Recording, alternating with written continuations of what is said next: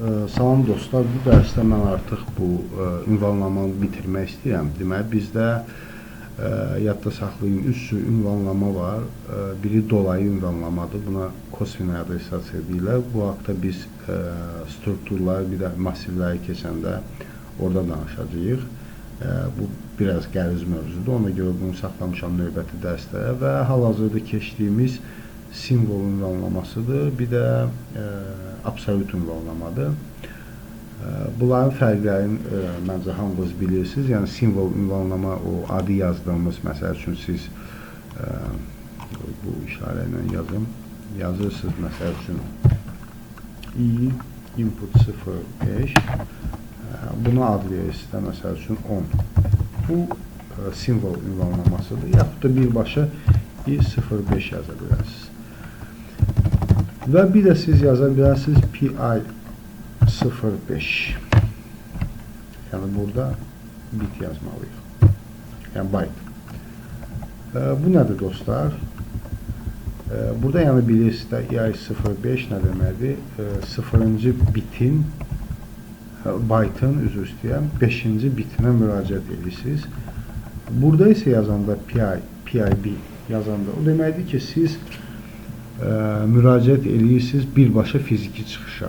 Burada siz müraciət edirsiniz process image-ə. Burada müraciət edirsiniz fiziki çıxışın, girişin özünə birbaşa. Yadınızdadırsa dərslərdə izah eləmişdim sizə, cikl gedəndə PLC başlayıb process image-dən oxuyur və process image inputlardan oxuyur və cikl bitəndə yazır output-a.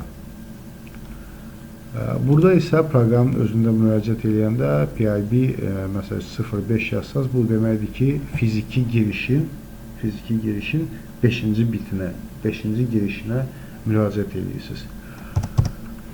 Məsəl üçün, bəzi yazılarda görə bilərsiniz PIV yaxud da EV yazaq 100 eyni cür PIB-yə də aiddir. Burada artıq nə baş verir? Burada siz artıq istifadə edirsiniz EB, yəni byte-ın, gəlin bunu P ilə yazaq, PIB 100-ə, bir də 101-ə, 2 byte götürürsünüz. Yazanda ki, məsəl üçün PIV 100, bu artıq deməkdir ki, PID 100 üstəyən, PID 100, bu artıq deməkdir ki, siz 4 biti istifadə edirsiniz, byte istifadə edirsiniz. Burada olacaq PIB 100, PIB 101, PIB 102 və PIB 103. PIB 103 və burada bir şey yadda saxlayın, ünvanlama başlayır sağdan sola, yəni soldan sağa yox, sağdan sola. Belə bir PID 100-ü yazıram. Birinci byte-ımız olacaq, üzr istəyirəm, bitimiz 0 burada və axırıncı burada olacaq 31 və hər byte üçün 8 bit ayrılır burada.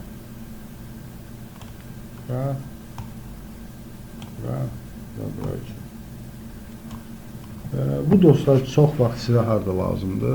Məsəl üçün Modbus'dan istifadə edəndə, Profibus'ın özündən istifadə edəndə, yaxud məsəl üçün Siemens'in kontrollerinə siz başqa istehsalçının avadanlığını qoşanda